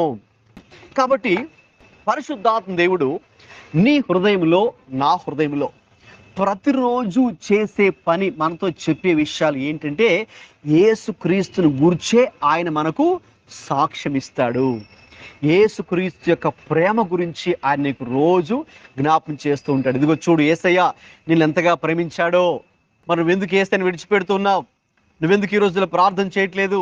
ఎందుకు ఈ రోజు నువ్వు చర్చికి వెళ్ళట్లేదు? ఈ మధ్య ఎందుకు నువ్వు ఈ మధ్య బైబిల్ చదువుకుంటే చాలా బిజీ అయిపోతున్నావు? ఆ పనుల్లో ఈ పనుల్లో. యేసుని ఎంతగా ప్రేమించాడు తెలుసా? యేసయ్య తన యవ్వన రక్తాన్ని నీకోసం దారిపోసాడు. మరి నువ్వేం చేస్తున్నావు యేసయ్య కోసం అని ఒకరోజు పరిశుద్ధాత్మ దేవుడు నాతో దేవుడు ఆ మాట మాట్లాడారు. యేసయ్య తన యవ్వన రక్తాన్ని, యవ్వన శక్తిని ఆయన నీకోసం ఇచ్చాడు. మరి నీవు నీ యొక్క యవ్వన రక్తాన్ని, యవ్వన శక్తిని దేనికి ఉపయోగిస్తున్నావు? యేసయ్య నీ కోసం తన యవ్వన జీవితాన్ని తనకిస్తే నీ యవ్వనాన్ని యేసయ్యకి ఇవ్వవా అని పరిశుద్ధాత్ముడు నాకు చెబితే, నా యవ్వన ప్రాయంలోనే యేసుక్రీస్తును నేను అంగీకరించి మరి నా యవ్వన జీవితాన్ని యేసుక్రీస్తు ప్రభుకి అర్పించడం జరిగింది. అంత మాత్రం ఇంకా తర్వాత అనేక సార్లు పరిశుద్ధాత్ముడు వచ్చి యేసుక్రీస్తు ప్రభు నా కోసం ఆయన ఏం చేశాడు, అప్పుడు నా కోసం ఆయన ఎన్ని బాధలు పడ్డాడు, నా కోసం ఎన్ని అవమానాలు ఆయన పడ్డాడు, నా కోసం ఎన్ని నిందలు ఆయన పడ్డాడు, నా కోసం ఆయన మాట్లాడడానికి ఆయనలో శక్తి ఉండి సామర్థ్యం ఉండి కూడా నా కోసం ఆయన మౌనంగా ఉన్నాడు. మరి నా కోసం యేసుక్రీస్తు ప్రభు తండ్రి ఎదుట ఈ రోజు వరకు కూడా ఆయన ఉత్తరవాదిగా, వకీలుగా ఉండి, ఇదిగో నేను అప్పుడప్పుడు మనలో కొన్ని చిన్న చిన్న బలహీనతలు ఉన్నా కూడా, ఇదిగో ప్రభువా, ఇదిగో తండ్రి క్షమించు నాయనా, ఇదిగో నేను వాడి కోసం రక్తం కార్చాను కదా, వాడి కోసమే నా ప్రాణం పెట్టాను కదా, మరి నువ్వు వాడిని ఈ ఒక్క విషయంలో క్షమించు తండ్రి. ఎలాగైతే లాయర్ గారు జడ్జి ముందు తన కేసు వాదించి అతను విడిచిపెట్టమని, అతను నిర్దోషిగా తీర్చమని కేసు వాదిస్తాడు కోర్టులో, న్యాయస్థానంలో, అలాగా ప్రతిరోజు యేసుక్రీస్తు నా కోసం ఆయన ఒక ఉత్తరవాది వల్ల ఆయన కూడా మరి నా కేసును వాదిస్తూ, నా గురించి మాట్లాడుతూ, కొన్నిసార్లు మరి మనం బలహీనంగా ఉన్నా, మనం ప్రార్థన చేయలేకపోయినా పరిశుద్ధాత్ముడే మనలో ఆయన ప్రార్థన చేయిస్తూ ఉంటాడు. రైట్? మనము కొన్నిసార్లు మాటలు చెప్పలేని స్థితిలో మనం ఉండొచ్చేమో, నువ్వు అనారోగ్య పరిస్థితిలో ఉండొచ్చేమో, అయితే పరిశుద్ధాత్మ దేవుడు ఆ నీ చేత ప్రార్థన చేయిస్తాడు. ఇదిగో నీ కోసం, ఇదిగో యేసయ్య ఏం చేశాడు తెలుసా? ఆయన చెమటే రక్త బిందువులుగా నీకోసం ఆ రోజు ఆయన మారి నీకోసం అంత డిప్రెషన్లోకి ఆయన వెళ్ళిపోయాడు. ఎవరి కోసం వెళ్ళాలి ఆయన డిప్రెషన్లోకి, కృంగుదల్లోకి? నీకోసం వెళ్ళాడు ఆయన. చూసావా నీకోసం ఏసై ఎంతగా చేశాడో? నీకోసం ఎంతగా చూసావో తెలుసా? అలాగా నేను చాలా సాక్ష్యాలు విన్నాను.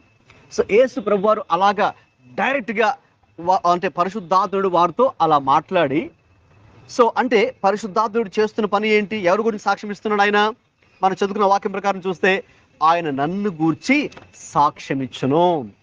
కాబట్టి పరిశుద్ధాత్మ దేవుడు ఆయన మనతో ప్రతిరోజు మన చేయి పట్టుకొని యేసయ్య మనకు చెప్పిన సంగతులను ఆయన మనకు బోధిస్తాడు.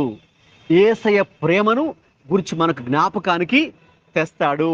యేసయ్య మన కోసం ఎలాగ జీవించాడో అది నీకు ఆయన పరిశుద్ధాత్మ దేవుడే జ్ఞాపకం చేస్తాడు.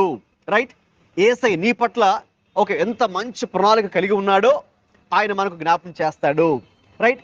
యేసయ్య మన కోసం పరలోకంలో ఒక గొప్ప స్థలాన్ని, గొప్ప భవంతిని, రైట్, ఈ లోకం మనకి ఇల్లు ఉండకపోవచ్చు భూమి మీద మనకు సొంతంగా, అయితే మన కోసం దేవుడు గొప్ప భవంతిని, రాజభవనాన్ని, ప్యాలెస్ని దేవుడు మన కోసం ఆయన అక్కడ కడుతున్నాడు, సిద్ధపరుస్తున్నాడు. ఆ విషయం మనకి తెలియదా? రైట్? సో ఒకసారి మరి ఒక వ్యక్తికి దేవుడు అది చూపించాడు. ఈ లోకంలో ఏమీ లేదు ఆయనకి, అయితే నీ కోసం పరలోకంలో చూసావా, ఇది నేను దాచిపెట్టానని ఆయన కళ ద్వారా దేవుడు చూపించాడు అనమాట. ఇదిగో నేను నీ కోసం. సో కాబట్టి పరిశుద్ధాత్మ దేవుడు ఆయనకు ఆ కళ ఇచ్చి, ఇదిగో యేసయ్య నీ కోసం పరలోకంలో ఇంత పెద్ద భవనాన్ని, ఇంత మంచి సుందరమైన భవనాన్ని దేవుడు నీ కోసం నిర్మిస్తూ ఉన్నాడు. మరి నువ్వు ఆ యేసయ్య కోసం ఏం చేస్తున్నావు, ఎలా జీవిస్తున్నావు అని పరిశుద్ధాత్మ దేవుడు ఇలాగ ప్రతిరోజు మన యొక్క అనుదిన జీవితం, మన డే టు డే లైఫ్లో మీరు పని చేసుకునేటప్పుడు, మీరు వంట చేసుకునేటప్పుడు, మీరు ప్రయాణంలో ఉన్నప్పుడు, మీరు బండి నడుపుతున్నప్పుడు, ఇంకా అన్ని పరిస్థితుల్లో కూడా పరిశుద్ధాత్మ దేవుడు మనతో యేసయ్యను గురించి జ్ఞాపం చేస్తూ ఉంటాడు. అందుకే మనకు పరిశుద్ధాత్మ దేవుని యొక్క ఆవశ్యకత చాలా చాలా చాలా ప్రాముఖ్యమైనది. అలాగే ఇప్పుడు 16వ అధ్యాయము 7వ వాక్యం చదవండి. 7, 8.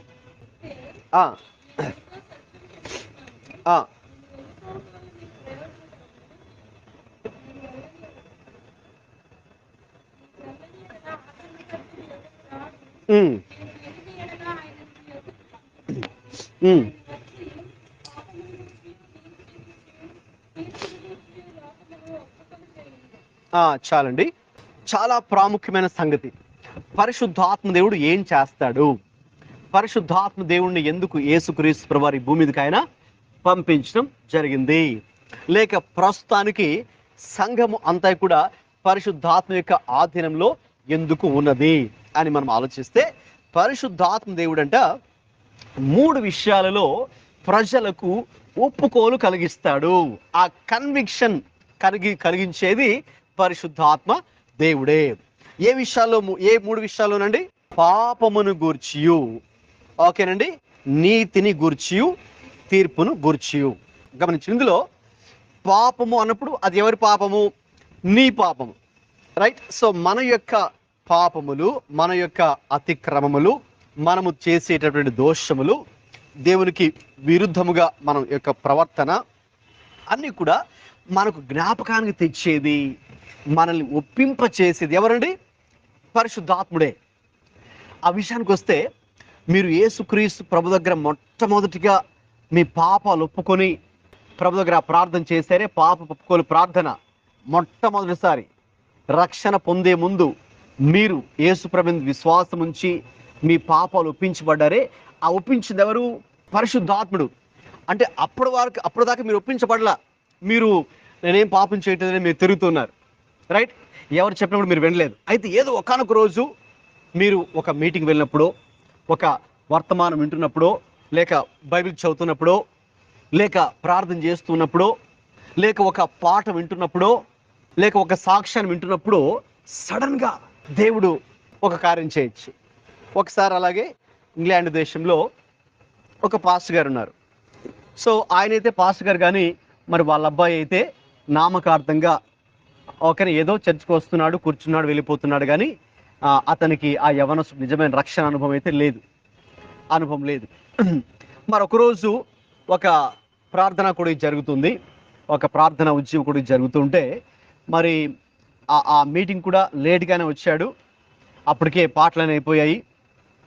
చాలాసార్లు మనం కూడా అలాగే వచ్చేస్తాం కదండి, పాటలు అయిపోయిన తర్వాత లేట్గా వచ్చేస్తుంటాం కదా, అలాగే ఆయన కూడా వచ్చాడు, లేట్గా వచ్చాడు.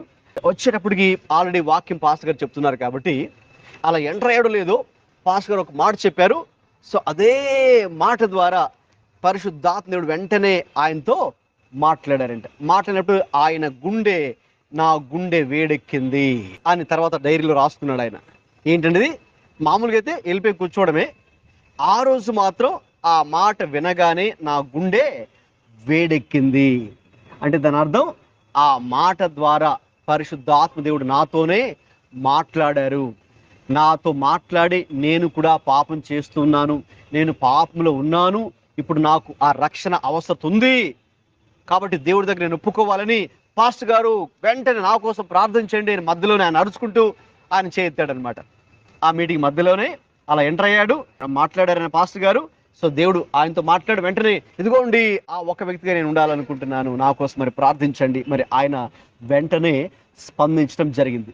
మరి అప్పటిదాకా ఎన్నోసార్లు చర్చకు వచ్చాడు, కూర్చున్నాడు, వెళ్ళిపోయాడు, ఓకేనండి. అయితే మామూలుగా ఉన్నాడు, క్యాజువల్గా ఉన్నాడు. ఇంకా నేను రక్షణ పొందేసినట్టే అనుకున్నాడు. క్రైస్తవ కుటుంబంలో జన్మించాను కాబట్టి, మా నాన్నగారు పాస్టర్ గారు కాబట్టి ఇంకా నాకు రక్షణ ఆటోమేటిక్గా వచ్చేసినట్టే అని అనుకుంటాం. మరి రక్షణ అలా వస్తుందో చెప్పండి? వంశపారంపర్యంగా వస్తుందా? ఆహా, వంశపారంపర్యంగా ఏమొస్తాయి? మీ నాన్నగారు సంపాదించిన ఆస్తి, లేదు మీ నాన్నగారిలోని జబ్బులు, డిసీజెస్ కదండి, హెరిడిటరీ. వంశపారంపర్యంగా మనకు అవే వస్తాయి. అయితే ఆస్తులు రాలేదంటే జబ్బులు రావాలి కదండి. రక్షణ అలా రాదు, వంశపారంపర్యంగా రక్షణ రాదు, రైట్? ఇప్పుడు నేను పాస్టర్ గారిని నేను కూడా వాక్యం చెప్తున్నా, మరి మా పిల్లలకు అలా రక్షణ వస్తుందా? రాదు, రాదు, చెప్పలేం కూడా కదా, రాదు, ఓకేనా? సో వాళ్ళకి రక్షణ రావాలంటే ఏం చేయాలి? వారు వ్యక్తిగతంగా, అంటే ఇప్పుడు వాళ్ళకి ఆకలి వేస్తే నేను తిన్నాను అనుకోండి, వాళ్ళ ఆకలి తీరదు కదా, తీరదు. ఎవరికి ఆకలి వేస్తే వాళ్ళే తినాలి. అలాగా రక్షణ వ్యక్తిగతమైనది, వంశపారంపర్యంగా వచ్చేది రక్షణ కాదు. చాలా మంది, ఓకేనా, క్రైస్తవులు ఏమనుకుంటారంటే ఇంకా నేను క్రిస్టియన్ ఫ్యామిలీలో పుట్టేశాను కాబట్టి, చిన్నప్పటి నుంచి మరి సండే స్కూల్కి చర్చ్కి వెళ్తున్నాను కాబట్టి రక్షణ వచ్చేసినట్టే. నో. సో మా పిల్లలకు కూడా రక్షణ అలా రాదు. సో కాబట్టి వాళ్ళు కూడా ఏదో ఒక రోజు దేవుని ఆత్మ వారిని ఒప్పించడం జరుగుతుంది. ఒప్పించి వాళ్ళు కూడా తమ పాపాలను ఒప్పుకొని వ్యక్తిగతంగా ఇదిగో నేను కూడా, నాకు కూడా ఆ రక్షణ అవసరం, నాకు కూడా ఆ దేవుడు అవసరం, నేను కూడా వ్యక్తిగతంగా లేక దేవుని తిరస్కరించడం ద్వారా, పాపం చేయడం ద్వారా ఇన్ని రోజులు రక్షణ తృణీకరించాను అని ఏదో ఒక రోజు వాళ్ళకు ఒక కన్విక్షన్ వస్తుంది అనమాట, ఒప్పుకోలు వస్తుంది. సో వాళ్ళని ఒప్పించేది ఎవరు? పరిశుద్ధాత్ముడు ఒప్పిస్తాడు. 3 విషయాలు ఒప్పిస్తాడు. ఏ విషయాలు? మొదటిగా మన పాపం విషయంలో దేవుడు ఒప్పింప చేస్తాడు. అందుకే ఇంకా ఆ రోజు అప్పటిదాకా కూడా మీరు ఏమాత్రం కూడా చాలా క్యాజువల్గా వెళ్ళారు, చర్చ్కి వచ్చారంతే, ఏమాత్రం చేంజ్ లేదు. లేకపోతే ఆటోమేటిక్గా నాకు రక్షణ వచ్చేసినట్టేలే, క్రిస్టియన్ ఫ్యామిలీలో జన్మించాను కదా అని అనుకుంటూ ఉంటారు. లేకపోతే మనం చేసే వాటిని కూడా సమర్థించుకుంటూ ఉంటాం, జస్టిఫై చేసుకుంటూ ఉంటాం, ఒప్పుకోం వాటిని. ఎవరు కూడా వాళ్ళు చేసిన పాపాలు తప్పులు ఒప్పుకోరు కదండి, సమర్థించుకుంటారు. అలా జీవించాం. అయితే ఒకానొక రోజున నువ్వు మరి మోకరించి అలాగా చిన్నపిల్లవాడు వల్ల ఏడుస్తూ మరి నీ పాపాన్ని ఒప్పుకుంటున్నావు అంటే దాని అర్థం నేను ఎవరు ఒప్పించారు? పరిశుద్ధాత్ముడు ఒప్పించాడు కాబట్టే నీవు ఒప్పించబడి నీ పాపాన్ని ఒప్పుకుంటూ క్రీస్తు దగ్గర పశ్చాత్తాపడుతున్నావని అర్థము. కాబట్టి మనము కూడా ఇక్కడ ఉన్న మనం రక్షణ పొందామంటే ఏదో ఒకానొక రోజున పరిశుద్ధాత్ముడు మనల్ని అలా ఒప్పించాడు కాబట్టి మరి మనం కూడా ఒప్పించబడ్డాం, రక్షణ పొందాం. అయితే ఇప్పుడు ఒప్పించబడిన వాళ్ళు చాలా మంది ఉన్నారు కదా, మీ బంధువుల్లో ఉన్నారు, మా బంధువుల్లో ఉన్నారు, మనందరి బంధువుల్లో ఉన్నారు. మన ఇంటి వాళ్ళు ఇంక చాలా మంది అలాగా ఒప్పింపబడలేదు తమ పాపం విషయంలో. కాబట్టి దానికోసం మనం ఏం చేయాలి? పరిశుద్ధాత్మ దేవుడే వారిని ఒప్పించాలని ప్రార్థన చేయాలి. మీరు ఎవరికైనా సువార్త ప్రకటిస్తే, ఒకళ్ళు కరపత్రిక ఇచ్చి సువార్త ప్రకటించారనుకోండి, దాంతో మన పని అవ్వలేదు. 50% మనం చేశాం. నెక్స్ట్ 50% ఏంటంటే మనం వారిని ఇంకా పరిశుద్ధాత్మ దేవుడు వారిని వ్యక్తిగతంగా ఒప్పింప చేయాలని మనం వారి కోసం ఏం చేయాలండి? ప్రార్థించాలి. పరిశుద్ధాత్మని వ్యక్తిగతంగా వారిని ఒప్పించాలని 3 విషయాలు ఒప్పించాలి. నెంబర్ 1 అది వారి పాపం విషయం. రెండోదిగా చదవండి, ఎవరిని ఇది గురించి? దేవుడి నీతి గురించి. అంటే ఒక వ్యక్తి దేవుడు ఎవరో తెలుసుకోవాలి. సో తను ఎవరో తెలుసుకోవాలి, దేవుడు ఎవరో కూడా తెలుసుకోవాలి. మరి నేను ఎవరిని? నేను పాపిని. ఓకే, నాలో పాపం ఉంది. మరి దేవుడు ఎవరు? పరిశుద్ధుడు, నీతిమంతుడు. ఆయనే గొప్పవాడు. ఆయనే నన్ను చేసిన సృష్టికర్త దేవుడు ఆయనే. మరి ఆయనలో ఏ పాపము లేదు. పాపునైన నన్ను మార్చాలి అంటే, పాపం తీసివేయాలి, నాలోని పాపం తీసివేయాలంటే దేవుడే, ఆయనే నీతిమంతుడు అని మనకి ఒకరోజు అలాగున పరిశుద్ధాత్మ దేవుడు నన్ను కూడా ఒప్పించాడు ఒకరోజు. రైట్. కాబట్టి ఆయన పరిశుద్ధుడు, యేసుక్రీస్తు ప్రభువులో ఏ పాపము లేదు, ఆయన నీతిమంతుడు అని ఎవరు నాకు చెప్పకుండానే మరి దేవుడు నన్ను పరిశుద్ధాత్మ దేవుడు గురించి తెలియచేశారు. అంటే యేసు ప్రభు ఎవరో దేవుడు నాకు తెలియచేశారు, పరిశుద్ధాత్మ దేవుడు తెలియచేశారు. సో ఇక ఆ రోజు నేను ఒప్పించబడ్డాను. నాకు ఆ కన్విక్షన్ వచ్చింది. నేనెవరో ఆ విషయంలో దేవుడు ఒప్పించాడు, ఆయన ఎవరో కూడా ఒప్పించాడు. మూడవదిగా చూడండి, ఏ విషయంలో పరిశుద్ధాత్ముడు ఒప్పిస్తాడు? రాబోయేటటువంటి తీర్పు. అంటే అంతిమ తీర్పు అనేది ప్రతి ఒక్క మనిషికి ఉన్నది. ఓకేనండి. ధవల వర్ణ సింహాసనపు తీర్పు. సో అది అంతిమ తీర్పు. అంటే ప్రతి ఒక్క మనిషి కూడా ఒకరోజు ఆయన ఎదుటకెళ్ళి, ఆయన సింహాసనం వెళ్ళి నిలబడాలి. కాబట్టి ఆయన తీర్పు తీర్చి ఇక దాని ప్రకారంగా మన అంతిమ గమ్యస్థానం, ఫైనల్ డెస్టినీ, అది పరలోకమా నరకమా అనేది దేవుడే నిర్ణయిస్తాడు కదా. కాబట్టి ఆ డే ఆఫ్ జడ్జ్మెంట్ ఉన్నది. కాబట్టి దాని కొరకే మనం ఈ భూమి మీద ప్రయాణం అంతా కూడా దాని కొరకే, ఆ ఒక్క డే కొరకే మనం ఇన్ని డేస్ జీవించాలి, దాని గురించి మనం ఇక్కడ సిద్ధపడాలి. అది ఉంది అనేది పరిశుద్ధాత్మ దేవుడు ఒక వ్యక్తిని ఒప్పిస్తాడు. ఇంకా అది ఒప్పించినప్పుడే ఇంకా ఆ రోజు నుంచి ఆ వ్యక్తిని జాగ్రత్త పడతాడు. అప్పటిదాకా ఇష్టానుసారంగా జీవించినటువంటి వ్యక్తి, ఇష్టానుసారంగా తిరిగినటువంటి వ్యక్తి ఎప్పుడైతే పరిశుద్ధాత్ముడు ఒప్పిస్తాడో ఇంకా ఆ రోజు నుంచి ఆ వ్యక్తిలో ఒక విధమైనటువంటి దైవిక భయం ఆ వ్యక్తిలోకి వస్తుంది. ఇంకప్పుడు దాకా ఇష్టానుసారంగా జీవించిన వ్యక్తి ఇంకొకసారిగా తన తప్పులు అని తెలుసుకొని, తన పాపాలను ఒప్పించబడి ఇక ఈ రోజు నుంచి ఇక నా జీవితాన్ని నేను జాగ్రత్త చేసుకొని ఇక నేను దేవుని భయభక్తులు కలిగి నేను దేవుడి కోసమే జీవిస్తాను అని అందరి ఎదుటికి వచ్చి కూడా సాక్ష్యాన్ని కూడా చెబుతారు, బాప్తిస్మాన్ని కూడా తీసుకుంటారు. ఎందుకంటే ఆ రీతిగా వారిని ఒప్పింపచేసింది ఎవరండి? పరిశుద్ధాత్మ దేవుడు. కాబట్టి ఈ రోజున మనమైతే ఈ 3 విషయాల్లో ఒప్పించబడ్డాం. రైట్. అయితే మనకు కూడా ఇక్కడ కొన్ని విషయాలు వర్తిస్తాయి. మనమైతే రక్షణ అయితే ఒప్పించబడ్డాము. ఈ రక్షణలో కొనసాగుతూ ఉండగా కూడా మరి మన యొక్క యథార్థ హృదయ స్థితిని కూడా దేవుడు మనకు చూపించమని కూడా మనము దేవుణ్ణి అడగాలి. ఎందుకంటే ఇంతకుముందే మీతో చెప్పాను, మనమైతే ఇంకా పరిపూర్ణులుగా అయితే మనము మారలేదు. మనం ఎవరైనా నేను పర్ఫెక్ట్ అని చెప్పగలం, ఎవరైనా కూడా ఎవరు చెప్పలేము కదా.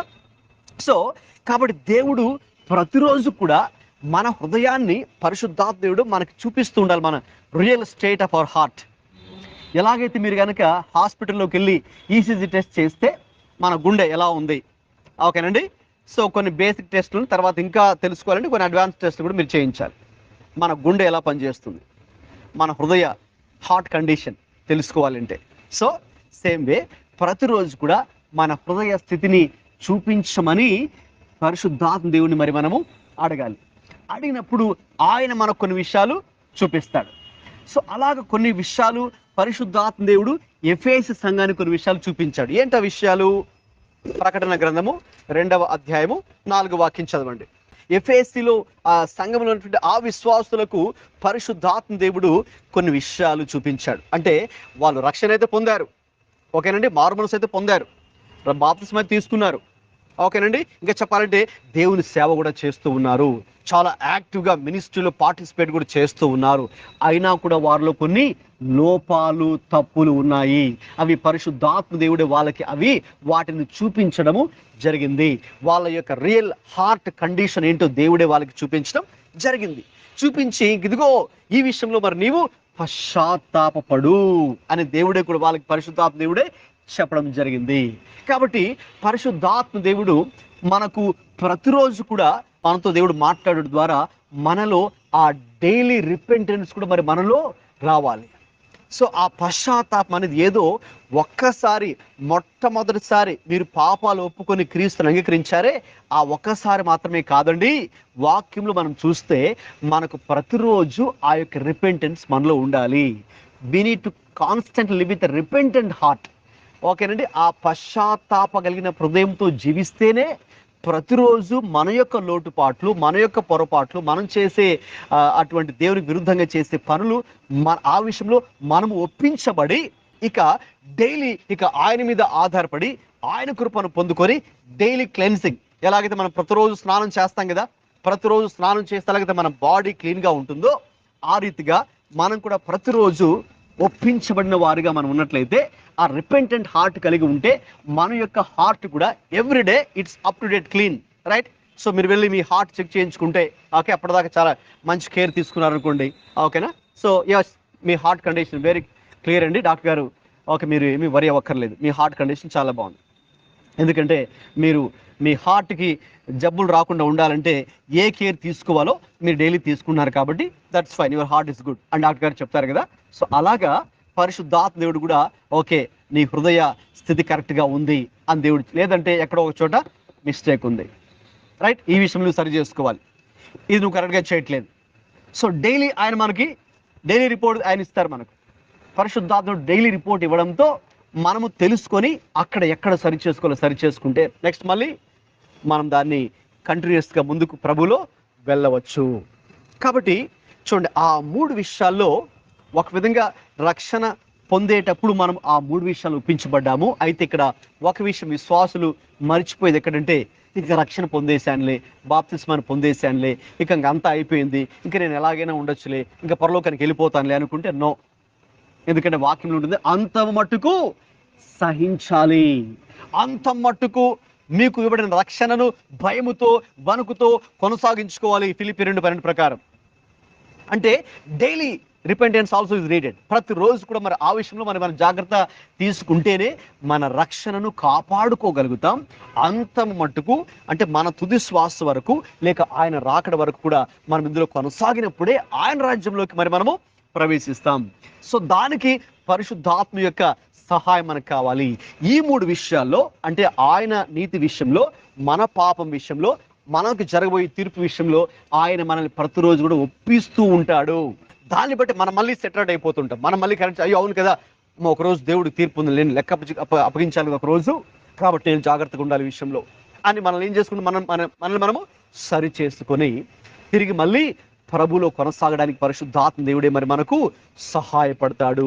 కాబట్టి మనం ఏం చేయాలంటే ఈరోజు అడగాలి, ప్రభువా పరిశుద్ధాత్ముడా నన్ను ప్రతిరోజు కూడా దేవుడు ఎవరో, దేవుని నీతి గురించి నాకు ఆ ఒప్పుకోలు దయచేయు, అలాగే నా గురించి, నా పాపము, నా అతిక్రమాలు, ఇంకా ఎక్కడెక్కడైతే మరి నేను తప్పిదం చేస్తూ ఉన్నానో, ఇంకా ఎక్కడైతే నాలో స్వార్థము లేక శరీర కార్యాలు ఇంకా పనిచేస్తూ ఉన్నాయో, లేదా ఇంకా ఎక్కడైతే నేను ఆత్మానుసారంగా కాకుండా లోకానుసారంగా ఇంకా ఎక్కడైతే నడుచుకుంటూ ఉన్నానేమో, లేదంటే వేషధారణతో ఎక్కడైనా నేను ఉంటూ ఉన్నానేమో, ప్రభా మరి నన్ను కడిగి కంప్లీట్ స్కాన్, టోటల్ స్కాన్ నా హృదయాన్ని నీవు చేసి నాకు చూపించి ఆ విషయంలో సరిచేయమని కూడా మనం ప్రభుని పరిశుద్ధాత్మని అడగాలి.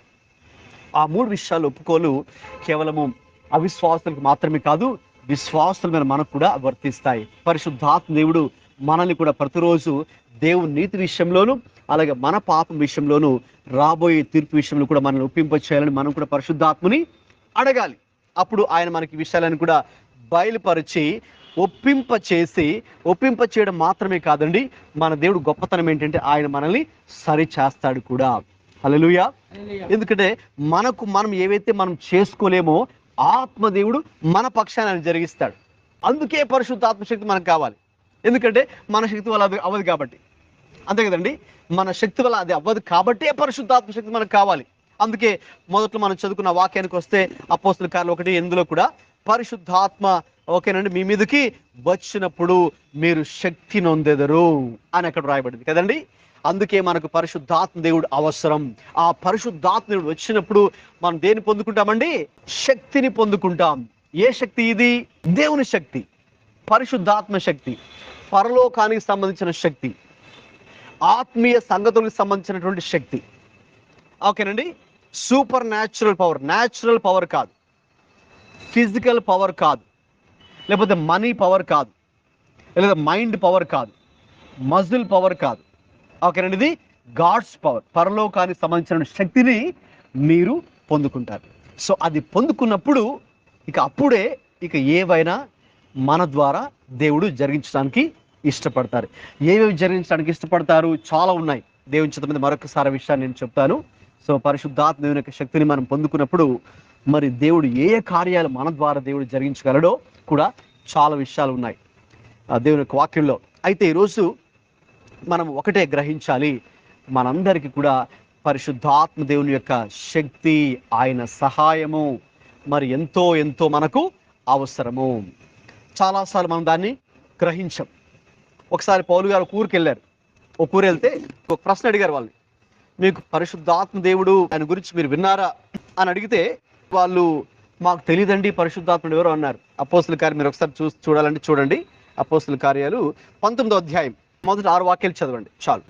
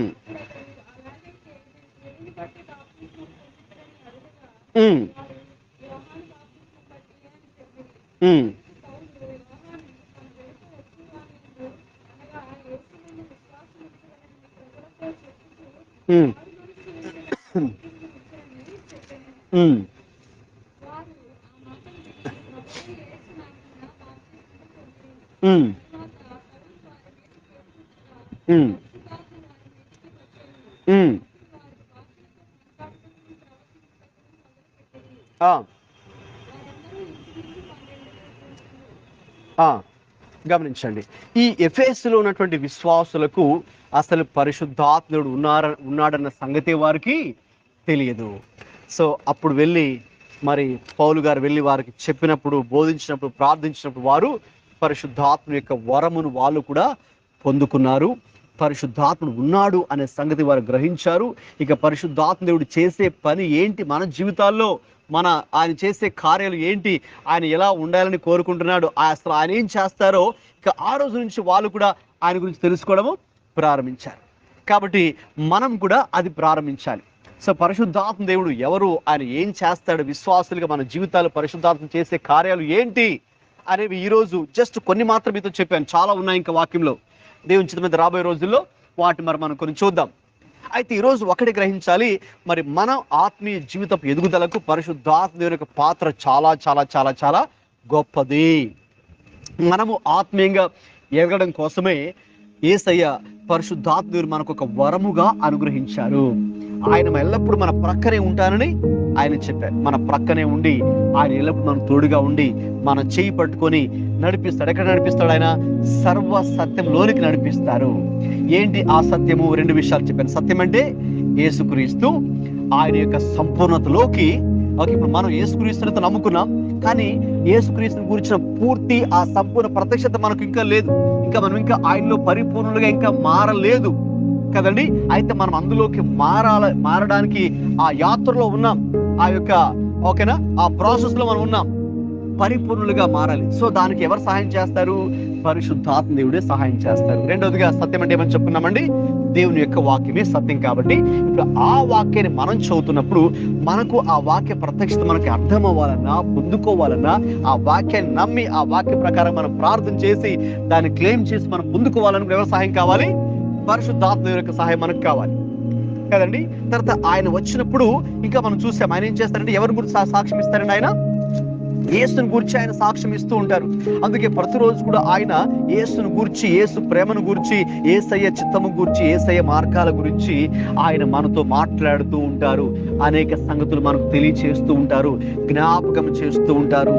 కాబట్టి ఆయన ఆ కార్యం మరి మనల్ని చేసి క్రీస్తు యొక్క సారూప్యతలోకి, పరిపూర్ణతలోకి పరిశుద్ధాత్మని మనల్ని నడిపిస్తారు. అలాగే ఆయన వచ్చినప్పుడు ఇంకేం చేస్తారండి? ఆయనే దేవుని నుంచి ఏది వింటాడో అది మనకు బోధించి మనకి సంభవించబోయే సంగతులు కూడా దేవుడు మనకు బయలుపరుస్తాడు అని ఇప్పుడు ఈరోజు మరి మనం చూసాం. భవిష్యత్తులో మనకు జరబోయే సంగతులను, అన్ని విషయాలు దేవుడు మరి మనకు పరిశుద్ధాత్ముడే బయలుపరుస్తారు. అలాగే ఇంకా మనం చూసాము, ఆయన ఒప్పింపచేసే దేవుడు. ఏ విషయాల్లో? దేవుని యొక్క నీతి విషయంలో, మన పాపం విషయంలో, అలాగే జరగబోయే తీర్పు విషయంలో దేవుడు మనల్ని ఒప్పింప చేస్తాడు. సో ఆ ఒప్పుకోలు ఏదో ఒక్కసారి మాత్రమే కాదు. It's not just one day event, but it's a life long process. It's a journey, not a destination. కాబట్టి ఏదో ఒక మనం గమ్యస్థానం చేరుకున్నాం ఇంకా అయిపోయింది అనుకోవడం లేదు. ఇందులో ఈ ఆత్మ యాత్రలో మనం ఉన్నాము. యాత్ర కొనసాగుతూనే ఉంటుంది. ప్రభు వచ్చేంత వరకు, లేక మరి మనము తుది శ్వాస విడిచేంత వరకు ఇందులో కొనసాగుతూనే ఉండాలి. సో అందుకే ప్రతిరోజు ఆయన మనల్ని ఈ 3 విషయాల్లో ఒప్పింప చేయాలి. అందుకే మనం చూస్తాం కదండి, ప్రకటన ఆ 2-3 అధ్యాయాల్లో 7 సార్లు ఆత్మ ఆ సంఘములతో చెప్పుచున్న మాట అని వ్రాయబడింది. అంటే ఆత్మ దేవుడు సంఘముతో ప్రతిరోజు ప్రతి వ్యక్తితో ఏదో ఒక మాట చెబుతూనే ఉంటాడు. అయితే ఆ గ్రహించే, ఆ వినే చెవులే మనకు కావాలి. మనం ఎన్నో విషయాలు వింటూ ఉంటాం కదండి. నా మాట వింటూ ఉన్నారు, పక్కన ఏదో జరుగుతుంది, అక్కడ హడావిడి, ఆ మాటలు వింటున్నారు, సౌండ్లు ఆ మాటలు వింటున్నారు. ఓకే, అయితే మనం దేనికి ట్యూన్ అవ్వాలంటే ఇన్ని సౌండ్స్ మధ్యలో, ఓకేనా, ఏ స్వరం మనం వినాలి? పరిశుద్ధాత్ముడు నీతో నాతో ప్రతిరోజు ఆయన ఏమైతే మాట్లాడుతున్నారో అది వినడానికి మనము సిద్ధపరచుకోవాలి. దేవునికి స్తోత్రం, హల్లెలూయా. అటువంటి కృప పరిశుద్ధాత్మ దేవుడే మనందరికీ అనుగ్రహించుగాక. ఆమేన్. ప్రార్థన చేసుకుందాం. Thank you lord. అందరూ కూడా 1 నిమిషం పాటు ప్రార్థన చేద్దామండి. విన్న వాక్యాన్ని బట్టి ప్రార్థన చేద్దాం. ముఖ్యంగా ఈ రోజున నీకు, నాకు, సంఘానికి, సార్వత్రిక సంఘానికే ఒక గొప్ప అవసరత. ఏంటి ఆ గొప్ప అవసరత? What is the great need or necessity? The need of the Holy Spirit. పరిశుద్ధాత్మ యొక్క అవసరత, పరిశుద్ధాత్మ యొక్క ఆవశ్యకత. ఒక వ్యక్తికి తన వ్యక్తిగత జీవితము కట్టబడాలన్నా, ఆ వ్యక్తి యొక్క కుటుంబం, ఫ్యామిలీ కట్టబడాలన్నా, సంఘము కట్టబడాలన్నా, మన ఆత్మీయ జీవితము కట్టబడాలన్నా, మనము వాక్యములో స్థిరపడాలన్నా, విశ్వాసములో స్థిరముగా నిలబడాలన్నా, దేవుని కొరకు మరి మనము గొప్ప కార్యాలు తలంచి అవి చేయాలన్నా, అన్నిటికీ కూడా మనకు పరిశుద్ధాత్మ యొక్క సహాయము ఎంతగానో మనకు కావాలి. అదే ఈరోజు మనం చూసాం. పరిశుద్ధాత్ముడు వచ్చినప్పుడు ఆయన మరి మనలను సర్వ సత్యంలోనికి మనల్ని నడిపిస్తాడు అని యేసయ్య చెప్పారు. అలాగే ఆ ఆదరణకర్తను, ఉత్తరవాదిని మీకు పంపిస్తూ ఉన్నాను అని యేసయ్య అన్నారు. అంటే మన పక్షముగా ఉండి, మన పక్షముగా వాదించి, న్యాయాధిపతి అయిన దేవుడు ఎదుట వాదించి మనకు ఆయన విజయాన్ని ఇవ్వాలని మన పక్షముగా వాదించే దేవుడు, మన పక్షముగా విజ్ఞాపన ప్రార్థన కూడా చేసే దేవుడు పరిశుద్ధాత్మ దేవుడు అని కూడా మనం చూచి ఉన్నాం. అలాగే మరి ఆయన ఏది కూడా తనంతట తానే బోధించక, ఆయన ఏది వినునో అదే మీకు ఆయన బోధిస్తాడు. అలాగే ఆయన తద్వారా మనకు సంభవింపబో సంగతులు మనకు బయలుపరుస్తాడు అని కూడా మనము చూసాం. అలాగే పరిశుద్ధాత్ముడు ఆయన నన్ను గూర్చి సాక్ష్యం ఇచ్చును అని మనం చూసాం. అలాగే ఆయన పాపమును గురించి, నీతిని గురించి, తీర్పును గురించి మనల్ని ఒప్పింప చేయును అని చూసాం. అనగా పాపులైన వారు, అన్య జనాంగమును కూడా మొట్టమొదటిగా ఒప్పింప చేసేది పరిశుద్ధాత్మ దేవుడే. అలాగే విశ్వాసులైన మరి మనము కూడా మన అనుదిన జీవితంలో, మన ఆత్మీయ జీవితంలో మనం ఎలా ఉన్నాం, ప్రస్తుతం మన ఆత్మీయ స్థితి ఎలా ఉంది, ప్రస్తుతం మనం దేవుడితో మనకున్న సహవాసం, ఈ స్థితి ఎలా ఉన్నది, how is our hearts real condition, మన హృదయపు యథార్థ స్థితి ఎలా ఉన్నదో కూడా ఆయన ఎప్పటికప్పుడు డైలీ రిపోర్ట్ ప్రతిరోజు కూడా ఆయన మనతో ఒప్పింప చేస్తూ, మన యొక్క పాపముల విషయంలో కానీ, దేవుని పరిశుద్ధత నీతి విషయంలో కానీ, అలాగే రాబోయే రోజుల్లో జరగబోయే తీర్పు విషయంలో కూడా పరిశుద్ధాత్మ దేవుడే ఆయన ఒప్పించే దేవుడిగా ఉన్నారు. కాబట్టి అది మనం గ్రహించిన వారుగా, పరిశుద్ధాత్మ చేత ఒప్పించబడే వారుగా, ఒప్పింపబడే వారుగా మరి మనం ఉండాలని దేవుడు ఆశిస్తూ ఉన్నారు. అవును, అందుకే పరిశుద్ధాత్ముడు మీ మీదికి వచ్చినప్పుడు మీరు శక్తి నొందెదరు అని వాక్యం సెలవిస్తుందండి. ఇది దైవ సంబంధమైన శక్తి, ఆత్మ సంబంధమైన శక్తి, పర సంబంధమైన శక్తి. కాబట్టి అది మనకు ఈరోజు కావాలి. నీకు, నాకు, మనందరికీ, సంఘానికి ఈరోజు కావలసింది కూడా ఆ యొక్క పరిశుద్ధాత్మ శక్తి మనకు కావాలని అందరూ కూడా అడుగుదామండి. నోరు తెరిచి అడగండి. ఒక మాట, ఒక నిమిషం పాటు ప్రార్థన చేయండి.